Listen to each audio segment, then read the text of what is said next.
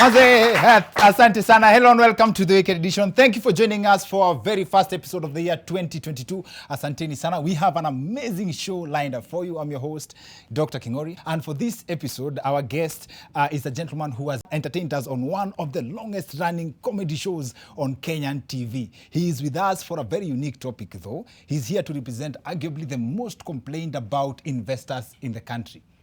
Landlords. Being one himself, we couldn't think of a better person for this conversation. Ken Gichoya, aka Njoro Papa SHIRANDULA, is in the house.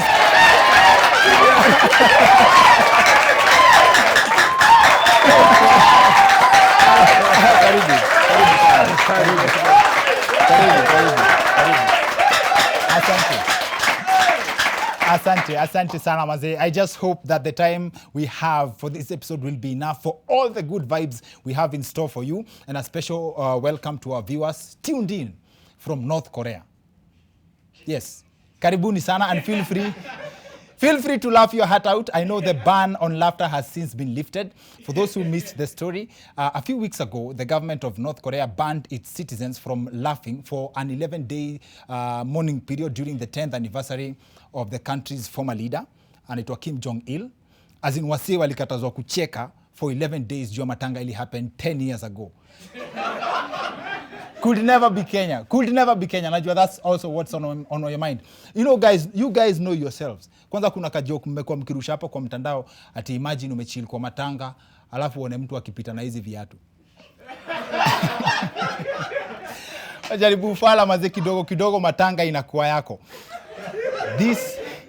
This kind of jokes are the reason why you should celebrate and thank God kabisa that you are Kenyans. Our government tried banning laughter. If our government tried banning laughter for 11 days, maze, how people would settle scores kwa Instagram, WhatsApp stories. Wewe, mtu wako na beef na wewe alafu anakutumiaka ka video. Risasi imebaki ngapi? Moja. Na itanaza nani? Itanaza. Maze, aka ka video kauni huwa kila time. Alafu sijui mtu alienda akafanya nini na sound. Sasa wametoa remix. Risasi imebaki ngapi? Moja. Na itanaza nani? Itanaza. Maze, mtu wakutumia hii kitu na serikali imebani kucheka. Nasikia ati, maze, umesikia Okto ameua Omolo na kicheko. I think this was so direct for the Korean government. They should have tried the Kenyan government style of banning laughter. Like kuamka unapata mkate ni 60 bob. Kai maze, hii kitu imekuwa 21 bob juzi. And sidhani kuna kitu serikali haipendi kuliko wananchi wamechangamka. Mliona Kenyans extended the New Year celebrations too far, wakazima stima wiki mzima. That's how much the government likes to keep people in the dark. As we speak, hata sidhani wasi wa Rongai wamerudishiwa stima. As in sai, for real, sai inaenda 2 weeks. Rongai mchana bado ni usiku. As in, this song has never made more sense to Rongaians. Usiku sasa imegeuka mchana, na mchana sasa ni kama usiku jamani. Maze, special dedication, but watu Rongai msinikasirikie maze, that is on a light note. Maze, hata wache hiyo story ya banning laughter for 11 days. How many Kenyans will survive if the government decided to ban laughter for 2 days in a country where people laugh about everything? We have jokes that keep on writing themselves. A few days ago, a leading fast food restaurant was on the spot after they ran out of potatoes. As in, waru zilisha. And as soon as the announcement came, farmers came from different parts of the country. Oh, unasikia Nyandarua, Nakuru, wakulima wanasema, oh maze, what do you mean? Tuko na waru. And then KFC was like, aki, sorry guys, tunataka za chips. Atupikangi mokimo. Maze! Maze, Wakenya wakajaa maze. And this proved that kuna energy fulani wa Kenya wanaweza kuwa nayo wakisikia kiwaru. And some people didn't even know what the story was about. Watu wengine wanajua walikuwa wamejam in public lakini wanafurahi kimoyo. Maze, yani nimekuwa nakula chipo za kimataifa. But then the announcement that the enterprise does not source potatoes locally has gotten Kenyans to experience the pain ya kupata mtu amekaa kwa bench peke yake alafu unaenda kukaa unasikia we hapo kuna mtu. To be honest though, before the story broke, before waseme ati they do not source potatoes locally, I could never have guessed that Kenya sisi kuwa mpaka na waru za mtumba. No, for real. Alafu your story ikiendelea, people decided to bring up this image of a marinated chicken head. Watu wanataka kulazimisha kampuni, wanataka kuzamisha kampuni kubwa kama hii juu ya kichwa tu. But it's never that serious, guys. It's never that serious. Hiyo kichwa iliingia bahati mbaya. Now, one of the highlights of this week has to be the word used by Senator Mithika Linturi at the Eldoret rally that caused an uproar across the country. It's very sad that in 2022, Kenyans are still struggling with how to define hate speech or how to respond to it. And the difference, this is one area that I appreciate the people wale watu who celebrate our differences in ways that no one feels attacked. As in talking about our differences in ways that stop at just laughing about it. You see, Kenyans devolved hate speech. Now, for some time, we've had a merry-go-round yenye ilianza na watu wa Central na zile jokes za ati mokimo ni chipo imewekwa supu. Alafu ikaingia Luya Nation ati unga ya packet ni snacks. Alafu sasa ni tani ya Wakisii. Mazee hao wamekipata manze. Kwanza manze hiyo Wakisii haishi but iko karibu kuisha.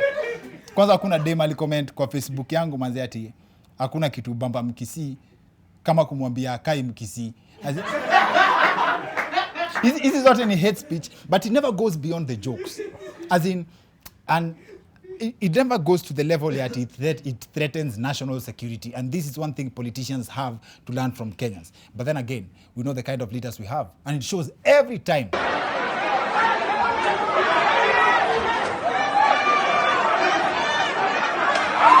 Now, the topic on our episode, on this episode of the show is based on an element of life that almost everybody seems to be struggling with: rent. Almost everybody seems to dream of one day becoming a landlord to invest in real estate. But when you listen to the general perspective people have of landlords, we can give examples up until Kingdom Come. On his first appearance on the show, listen to how people related to how comedian Odiero once solved his rent problem. Mi by the nishai lenga mara mingi mambo na rent. Landlord amekazana siku moja nikamwekea earth. Unajua nyumba yangu. Hata kuja kupiga na kifuli alipigwa shock.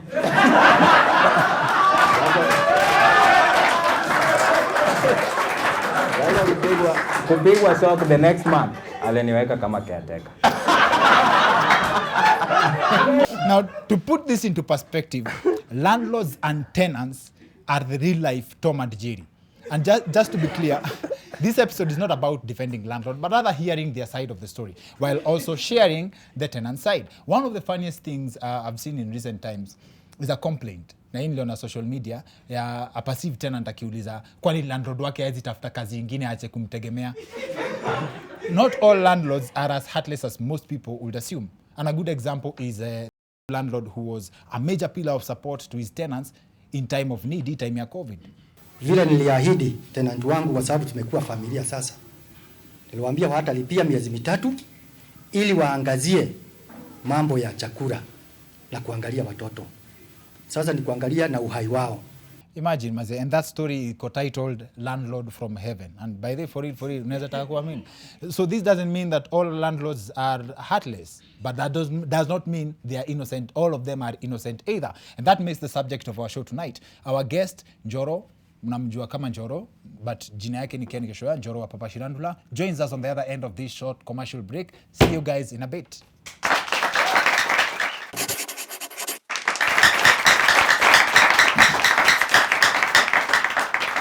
Asante sana maze, welcome back to the Wicked Edition. Thank you for joining us. Karibu sana. Our guest for this episode needs no introduction. Maze, tumemwona kwa TV for the longest time. Njoro is in the house.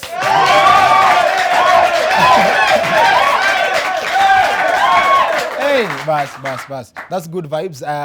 Sijui kama kuna msee kuita Ken maze. Madhetu. Madhe yako pekee. Madhetu. Kila mtu mwingine ukuita Njoro. Hata wife. Mimi hata nimefurahi sana kuona wewe ukiwa soba. Unajua?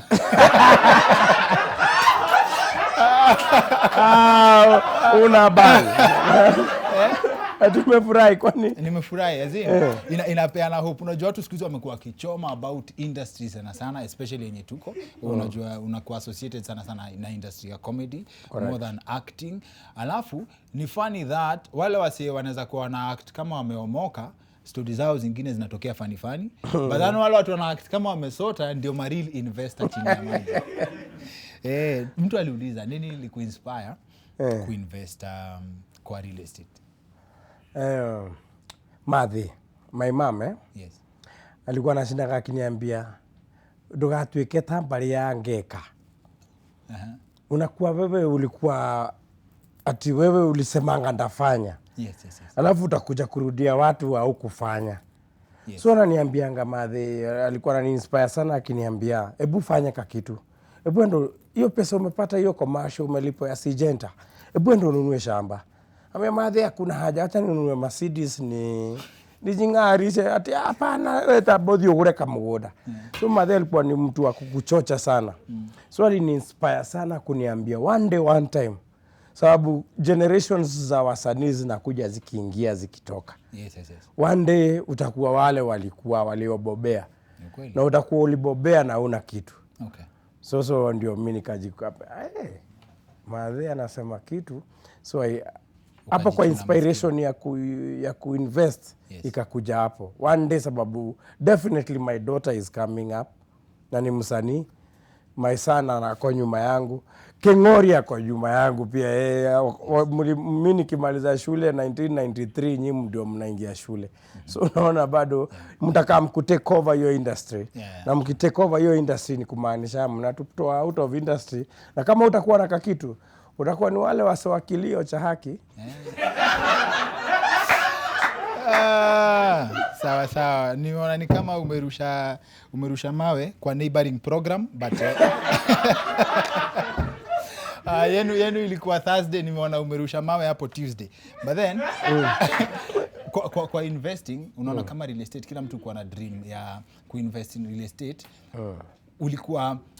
Ulipata lump sum pamoja ndio ukaamua uende uinvest in real estate, ama mtu pia na hiyo pesa yake kidogo anaweza karibia dream ya kukuwa landlord?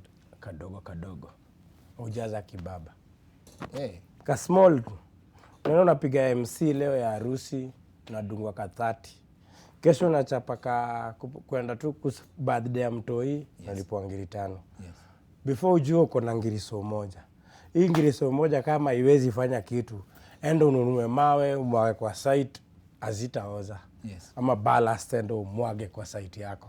Ayozi. Okay. Usigoje ile siku itaja sababu haitawaija. Na sasa hapo hiyo by the hiyo ni kuitemize vizuri. So ile time yenye uko na tenant fulani amekataa kulipa keja, ukingoa mlango unangoa ile job ya QMC. By the end nishaifanya kuweld mlango yote ya nyumba. Ukaweld keja. Mnafikaje hapo? Mama alikuwa ananisumbua. Na ni mama mzae kuliko madhe yangu ananiambia mimi niko na watoto waseku kuliko. Na wajawai niambia ati wewe mimi nizoe kwa nyumba niende kujero guojoroge data nyukwa. Ambia madhe atu kujenga nyumba na wewe. Ile siku nitakuja kwa hiyo plot yangu most of the time sindangi kuchukua rent. Nyumba zangu na kujenga tenant wangu watume pesa na kwa book zangu na tick ule amelipa. So madhe akakuwa ananisumbua kuna miezi 6 hajailipa nyumba. Na ananiambia nigoje ile siku atapata doa lipi. So ukachomelea keja? Nilienda huko usiku wa manane. Akiwa ndani? Ako ndani. Kwanza baada ni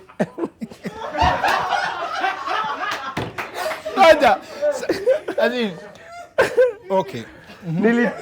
Nilitoka Ronga, ploti zangu ziko Joska.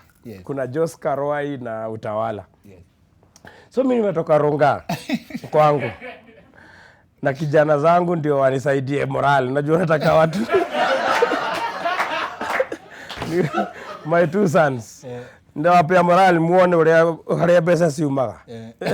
Sasa muangalie venye nadhukia. Nao sasa ndio wabaya kuliko baba. Hawa ni wabaya kuliko baba. Sasa kupark gari kwa gate, mama akasikia sauti ya gari yangu na kwa Land Cruiser iko na sauti kubwa. So gari kuguruma, mama akafunga kazima stima na akaweka lock.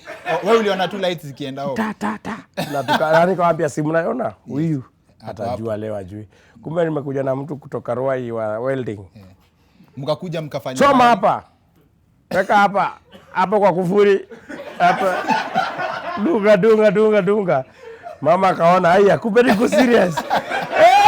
Wacha daoroga nitoke. Ngoja.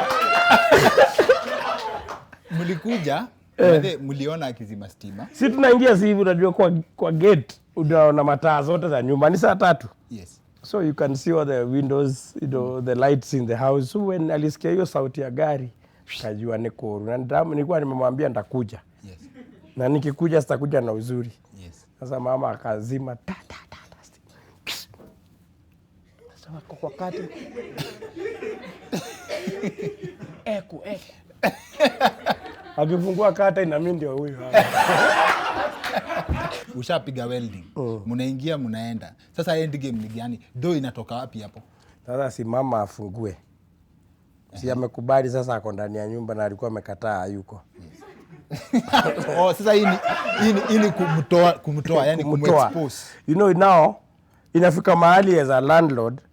Sasa you don't need the money because mama hata kulipa 60,000 because nyumba ni 10k na ni 6 months. Hata kulipa. Ushakubali. So ni atoke ndio nyumba itafutiwe mtu mwingine. The more na anakaa the more the burden inakuwa kubwa. So mimi nataka atoke lakini kutoka nao ni kazi. So ni atoke.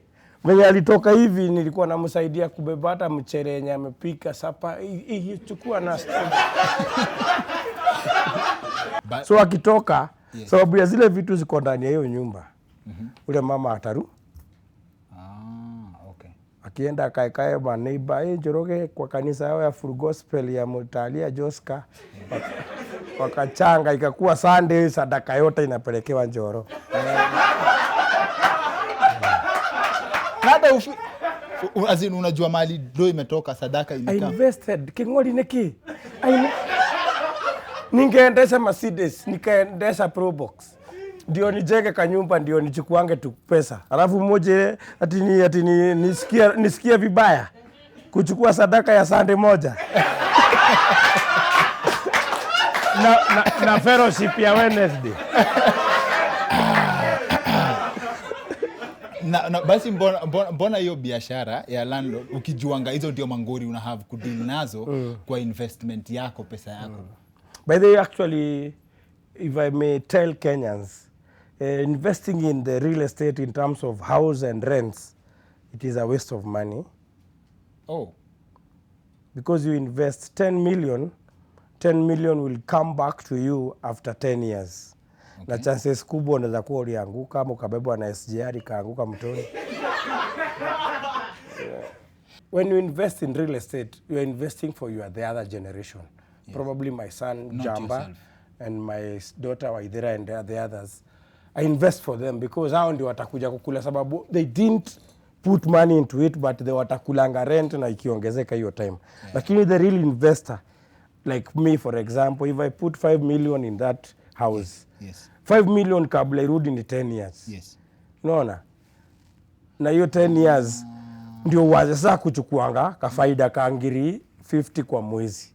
So when someone plays around with your mind akijaribu kukata kulipa rent ama nini inachoma ndio inabana. Na yes huo kwa hiyo madhe wa kuweld akiwa ndani hiyo ilikuwa ulikula rahisi juu ni mama kanisa. Ushaienda ukakutana na ule mbaya mkatoka mbio. Mbaya. Kuna mwingine niko na plot nyingine huko Kiserian Masai. Yeah. Miguu yote ya gari ilikuwa chini. Na wewe pia ukaenda kivyako. Ukamwachia gari unamuondokea. Nini ili happen? Alituma pesa lakini sikuwa nimeona hiyo message. Na amelipa. Ukamuendea? Nikamuendea nimejam nikafunga nyumba. Akanikuta mahali kaloko la hapo. Nikamwambia tuende kwako. unioneshe hiyo message. Na mama si alituma message. Oh, so yeye ametulia tu. Mnaenda kwake. Tukaendesha gari mpaka kwake. Akaniambia kaa chini. Nikapewa chai na chai ya Masai ni nono. Haina maji, ni chai maziwa, majani chai imewekwa maziwa tu. Yes. Ni fresh. Buda. Nilipigwa na hiyo chai kwa uso.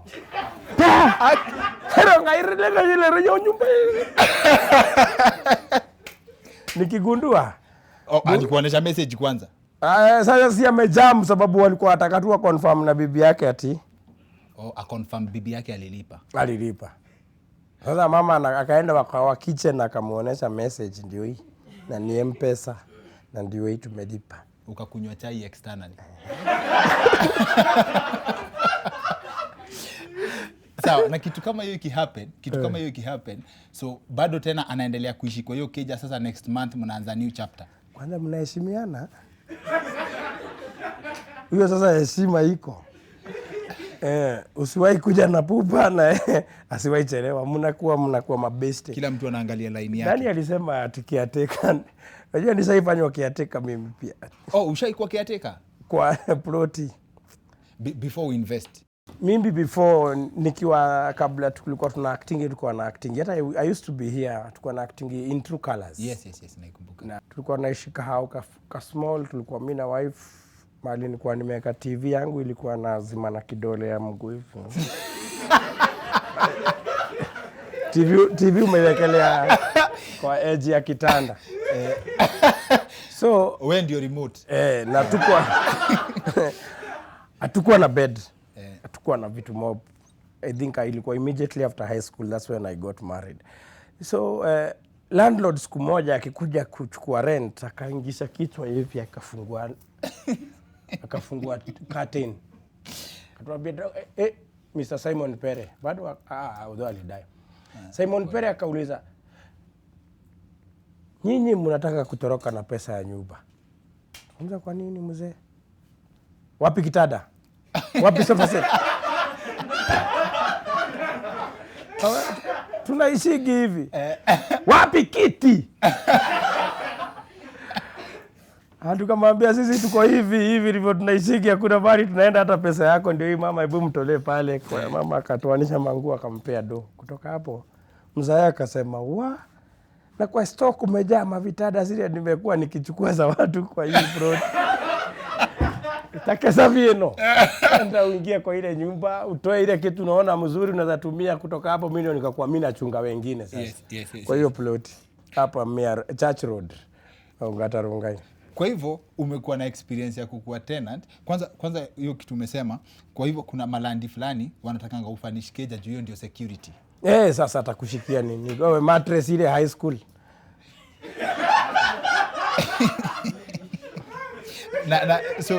So rent yako at that time ilikuwa more expensive than kila kitu uko nayo kwa hao. 350 650 650 per month. Na ilikuwa inashinda. Inakuwa noma. Ilikuwa ngori. Mazee, asante sana kwa kuja episode yetu ya leo. This is our very first episode of the year. Nipo pia kushout out wale wasi wanatusaidianga behind the scenes. On the cameras leo tuko na Steve. Mazee, wapi makofi yake? Wazi. Asante sana. Also love to kupeana appreciation kwa producers wenye wao usaidia na kutengeneza content kwa show, Kwach na Tom Daktari. Wote ni comedians, wote ni content creators. Check them out. Nick Kwach on Instagram, Facebook, Tom Daktari wako na shule yao ya nini inaitwa Kwa Bonza. Kumbe mnajua Kwa Bonza. Wao ndio si kuanga squad yao ya kutengeneza content. Kwenye sound pale tuko na Esther Gashunga, tuko na Jane pia ametusaidia kwenye setup. Justo set ya leo mazee imekuwa noma. Imeweza ijaweza? Imeweza. Kijana moja mnoma sana pale kwa kupamba studio anaitwa Justo. Anafanyanga job ya set design, amefanya job poa kabisa, na tunashukuru sana our studio audience. Charged as usual. Wapi makofi yenu mazee?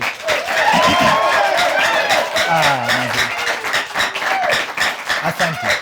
Asante sana. I trust tutaendelea ku keep the same pace every year. And remember, if you want to attend our studio recordings, tafuta jamaa anaitwa Deno Spina. Very resourceful gentleman. Wapi makofi ya Deno?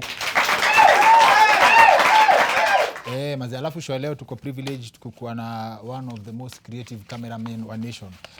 You book you at least 2 days before ndio umget. Ukiona shot noma sana ni Sinta. Ametusaidia sana kwa show leo. Eric Sinta is in the house. Asante. Our director Mike hapo wenye wanawakiji behind the scenes. Mike is in the house. Asante sana, na I believe tumefungua mwaka poa na nyinyi pia mmefungua mwaka poa mahali mko. Otherwise, that's it for the weekend edition. See you next week. My name is Dr. Kingori.